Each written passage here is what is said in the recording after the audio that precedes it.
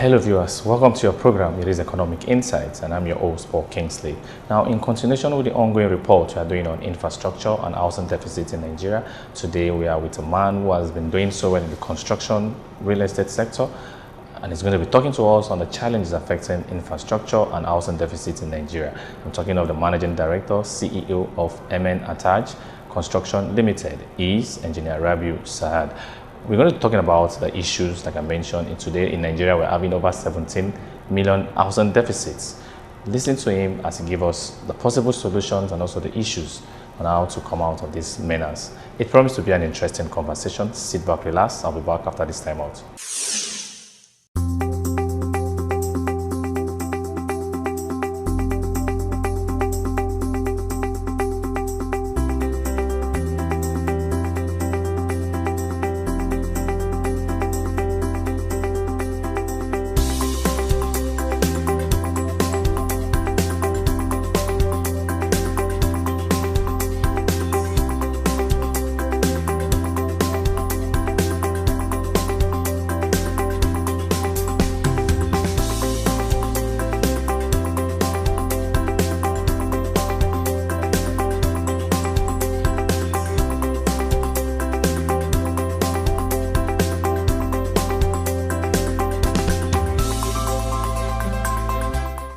Ataj Construction Limited has distinguished itself to become one of the leading construction companies in Nigeria, providing qualitative, timely and cost-effective services in Nigeria.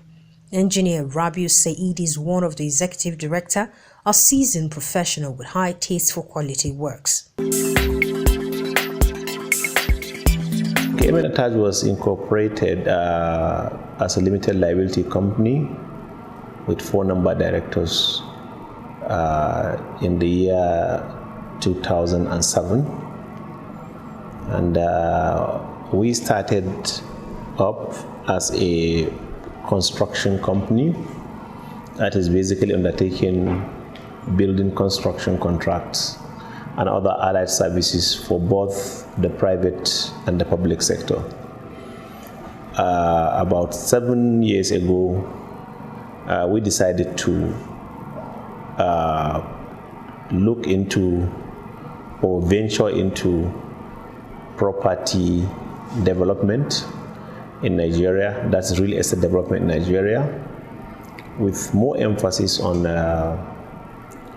commercial retail development. But it's a mix anyway. We do both housing and commercial retail development, but I think 70% of our projects, both ongoing and completed, are into commercial retail estate development, namely markets, plazas, and shopping malls. With a background of over 12 years of active construction works, the company has been able to contribute immensely to the development of Nigeria's infrastructure. Well, the establishment at the beginning, like I've told you, 12 years ago, 2 of our directors have building and civil engineering background, and so it's naturally we would want to practice our profession. That is why we started up as a contracting company for building and civil engineering and other allied services. But gradually, especially because of my background and previous experience, having worked for almost 20 years in the real estate sector, development sector of Nigeria, I decided to advise the company, and we come up together and say, okay, look, we can also go into real estate development because we also have acquired enough expertise in that field. Over the years, the company has maintained consistency in building and civil engineering construction works across the country, with utmost emphasis on quality and timely completion of projects to standard specification and client satisfaction.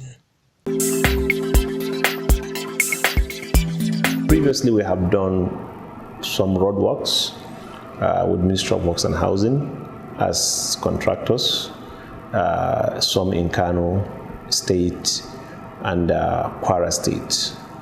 We have also worked with CBN, built a couple of, I think, 2 theaters for them. And we've also built a lot of residential houses. And we've also worked as contractors to some developers in FCT and Kano and beyond. Generally, we have done a lot of work in terms of contracting with government agencies, UBEC, Federal Ministry of Works and Housing, MDG, and so on and so forth. But coming to what we do mainly now, which is property development, I think at our last count, we are doing about 15 number projects spread all over the country, and we have about 5 number projects now in the pipeline. I don't know whether it will not be lengthy for me to go through these 13 number projects, but suffice to say, we are handling basically most of the redevelopment and remodernization of the markets in FCT and in Kano State as well. For instance, our latest baby, which is perhaps the biggest project within FCT right now, except for the airport terminal, is the remodeling, the modernization, the upgrade of the popular Jabi/Otako Motor Park in Abuja. Prior to that, we've done a number of markets. We've done the market by Army Scheme in Kubwa, Oduze, Abuja, wherein we built 2,400 shops. That market has been fully completed and handed over. We've done the Maitama Ultramodern Market also. That is a major market in Kubwa, where we deliver about 1,800 stalls. It has been completed and commissioned. We're presently building 1,100 units housing estate in Kubwa by FO1, and we call it the Jamnab Estate. Coming to town here, we're remodeling the Utako Ultramodern Market, 2,000 shops and stalls with a multi-level car park. We're modeling the Garki Ultramodern Market owned by Abuja Market Management Limited under Abuja Investment Limited. About 1,200 shops have been done there. We're modeling the Yenya Market, about 3,000 shops. We're modeling the Utako Motor Park, which I have stated before. We are building a 4,500 capacity market brand new in Kano on the ancient land of the Dalageta, where the granite pyramids were sited in the 1960s, which is the basic, which is, like we said, the foundation of the wealth and prosperity of northern Nigeria and Nigeria as a whole. These are some of the projects we are doing or we have done before. The role of the industrial sector in fostering economic growth in Nigeria continues to be undermined by the state of the requisite infrastructure in the country, paramount amongst which are power, housing, and roads infrastructure. Nigerian infrastructure has basically collapsed. It has totally collapsed. And that is no exaggeration. That's reality on ground. The disrepair right now, we're talking about to fix the infrastructure. We're talking about hundreds of billions of dollars to fix the infrastructure in Nigeria.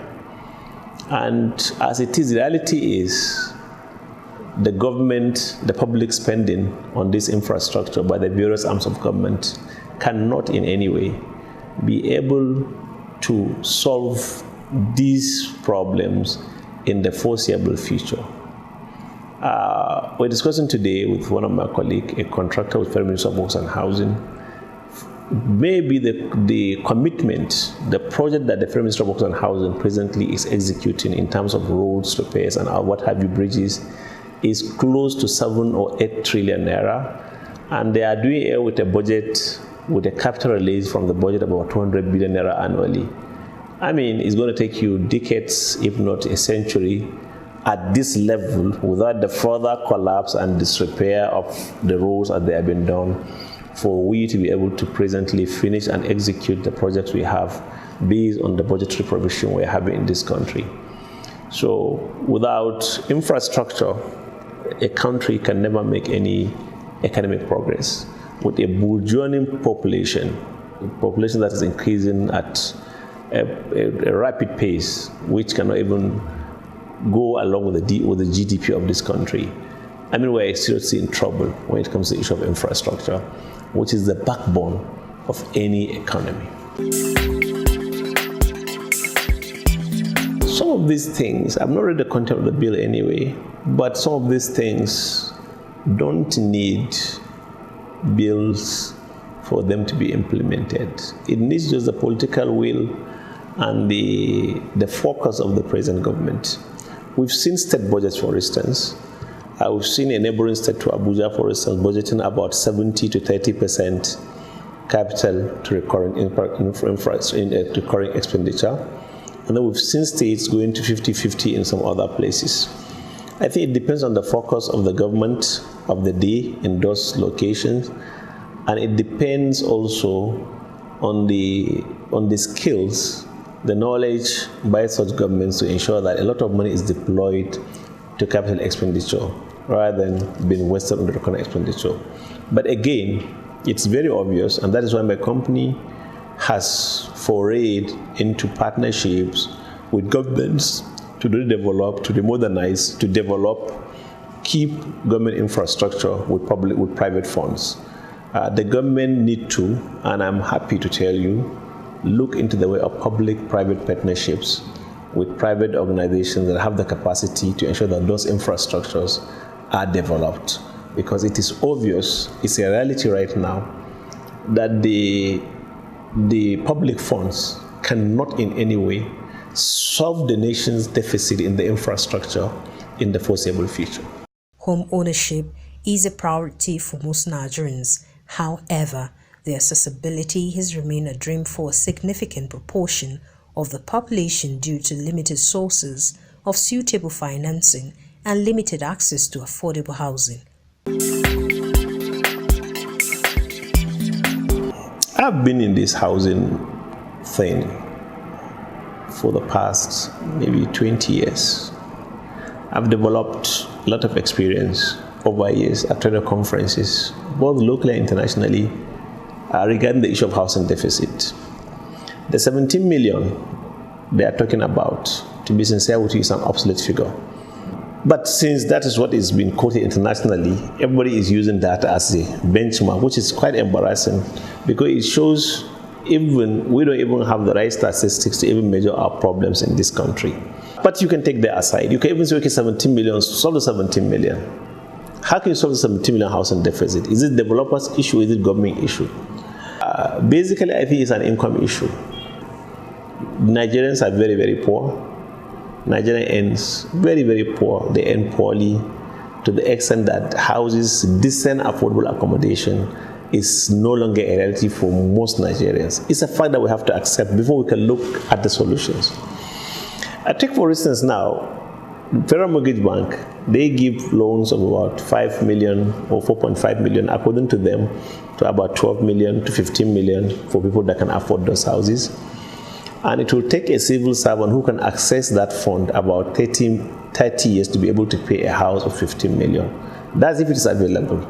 Federal Mortgage Bank now presently is undercapitalized. They cannot even go ahead and start delivering those houses for the teeming workers that you have around. And Federal Mortgage Bank is mostly for houses that are contributing to the national housing funds.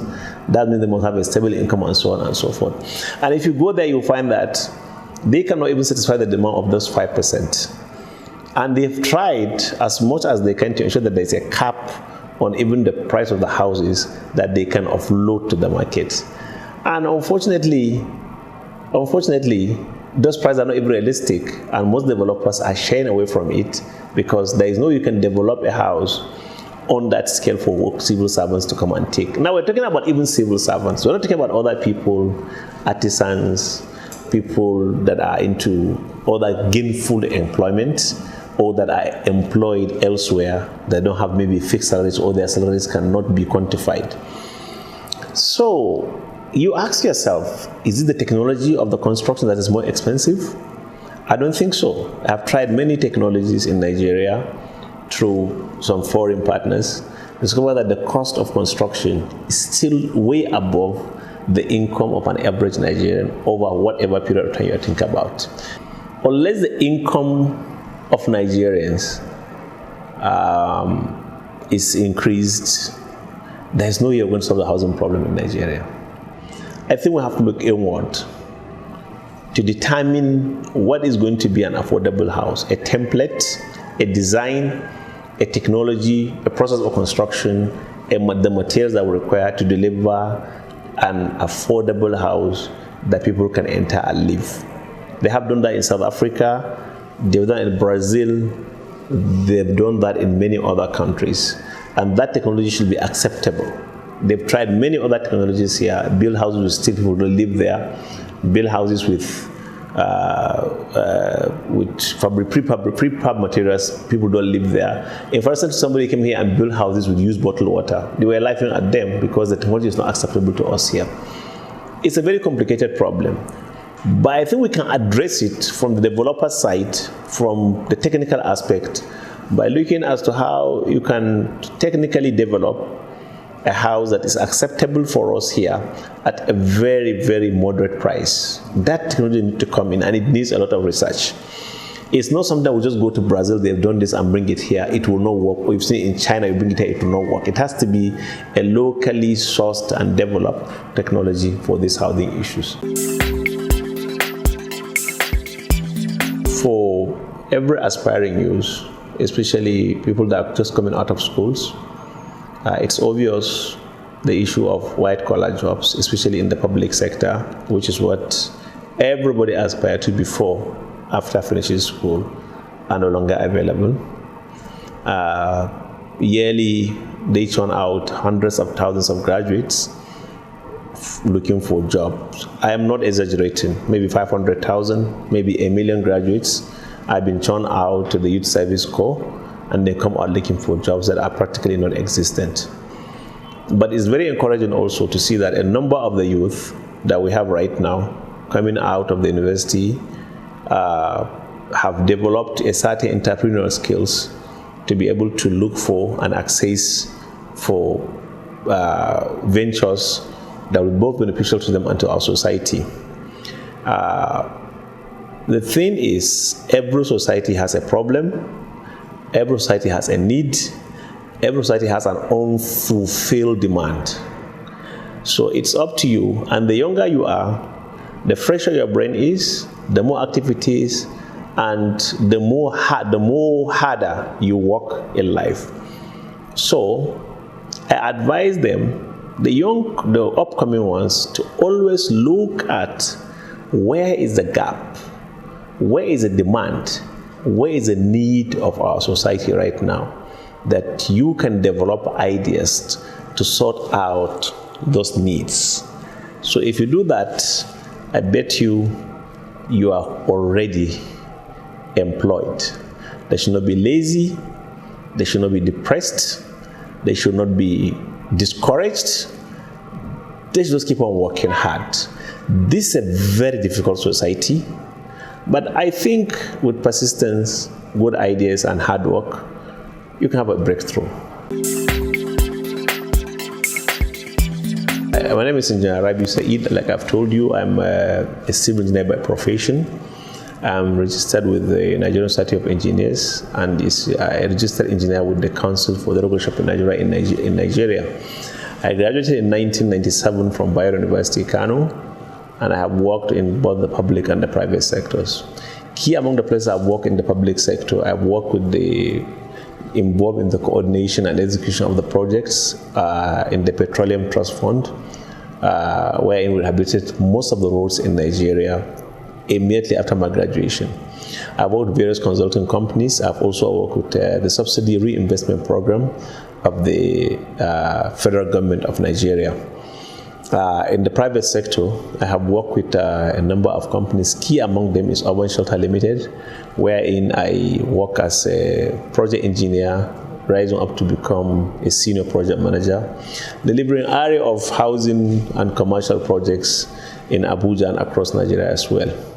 Right now, we've established, me and my partner, Ataj Construction Limited, and we have executed at the process of executing about 14 large-scale projects spread across Kano, Abuja, and to some extent, Kaduna State. I aspire, actually right now my dream is to see us becoming a large company that will become a key player in public-private partnership with Nigerian government towards developing or redeveloping our failing infrastructure in Nigeria. And that's all about me. I'm married, I have 3 kids, and maybe I hope to enlarge my family along the way. Well, once again, very big thank you, sir, for your time on the program. Really appreciate your well and intelligence contribution on the program. It's really wonderful. Really appreciate you. Thank you so much. Okay, thank you very much. I appreciate it. And thank you for a good job.